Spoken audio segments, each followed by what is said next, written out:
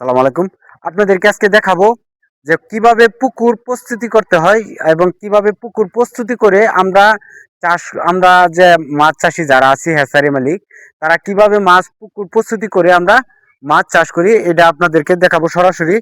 কারণ এই বিষয়গুলো অনেকে জানে, অনেকে বুঝে এবং অনেকে বুঝে না। যারা বুঝে না তাদের জন্য এই ভিডিওটা, যে কিভাবে পুকুর রেডি করলে তারপরে আপনারা মাছ ছাড়লে, পুকুর কিভাবে রেডি করে মাছ ছাড়লে তারপরে আপনারা ভালো একটা রেজাল্টের আশা করতে পারবেন। অনেকে মাছ ছাড়ে কিন্তু পুকুরে মাছ রেজাল্ট আসে না, একবারে 5 থেকে 6 বার মাছ চাষ করে তারপরেও তারা মাছের রেজাল্ট আনতে পারে না। এই জন্য আপনারা কিভাবে পুকুরটা রেডি করবেন এবং কিভাবে পুকুর রেডি করলে আপনারা মাছ ভালো একটা রেজাল্টের আশা করতে পারবেন, সেই বিষয় নিয়ে আপনাদের সামনে কিছু আলাপ আলোচনা করব।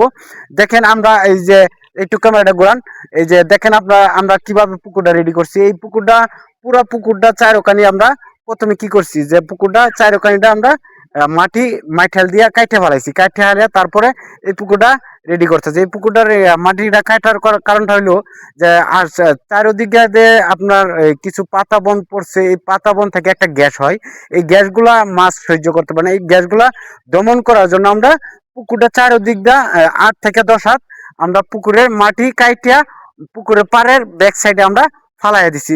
এই জন্য আমরা আমরা ভালো একটা রেজাল্টে আশা করতেছি পুকুর থেকে।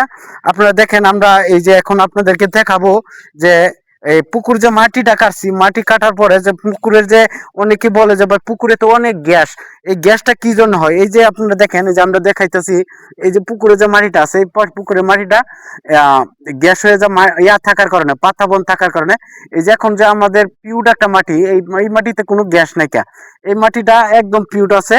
এই মাটিতে এখন বর্তমানে যদি আমরা মাছ ছাড়ি তাহলে এই পুকুরটা আমরা কিভাবে প্রস্তুতি করবো। এই পুকুরটা আমরা সর্বপ্রথম চুনা দিব, চুনা দিয়ে আমরা পুকুরে একটা মই দিব। পুকুরে একটা মই দেওয়ার পরে তারপরে কিছু লাল সার যে আছে, লাল সার মারবো। লাল সার মাইরা পুকুরটাতে আমরা নেটিং কইরা তারপরে পুকুরে আমরা পানি ঢোকাবো। পানি ঢোকানোর পরে তারপরে 40 থেকে 42 ঘন্টা পরে আমরা এই পুকুরে একটা পোকার জন্য একটা উস্তাদ অথবা সমিতন অথবা এনগ্রেপ যে কোনো একটা ব্যবহার করবো। ব্যবহার করার পরে আমরা এই পুকুরে পানি ঢুকাইয়া তারপরে মাছ দিব। মাছ দেওয়ার পরে ইনশাল্লাহ আশা করি এভাবে যদি আমরা যেভাবে রেডি করতেছি, এইভাবে যদি আপনারা রেডি করতে পারেন, আশা করি আপনারা ভালো একটা রেজাল্টের আশা করবেন। এবং এছাড়াও যদি আপনাদের কোনো পরামর্শ এবং কোনো মাছের সমস্যা হয়েছে, যদি এরকম ধরনের কোনো সমস্যা আপনাদের থাকে, তা আমাদের যে স্ক্রিনে যে নাম্বারটা আছে, স্ক্রিনে নাম্বার দেওয়া থাকবে, ডাক্তার সাহেবের নাম্বার দেওয়া থাকবে। আপনারা ডাক্তার সাহেবের সাথে যোগাযোগ করবেন। যোগাযোগ করে আপনারা চাইলে ডাক্তার সাহেবের সাথে যে কোনো সময় ওনার সাথে পরামর্শ নিতে পারবেন। কোনো টাকা পয়সা কোনো কিছু দিতে হবে না, ওনার কাছ থেকে পরামর্শ নেবেন। আমাদের ডাক্তারের নাম্বার দেওয়া থাকবে, আপনারা ডাক্তারের সাথে যোগাযোগ করবেন। আল্লাহ হাফেজ।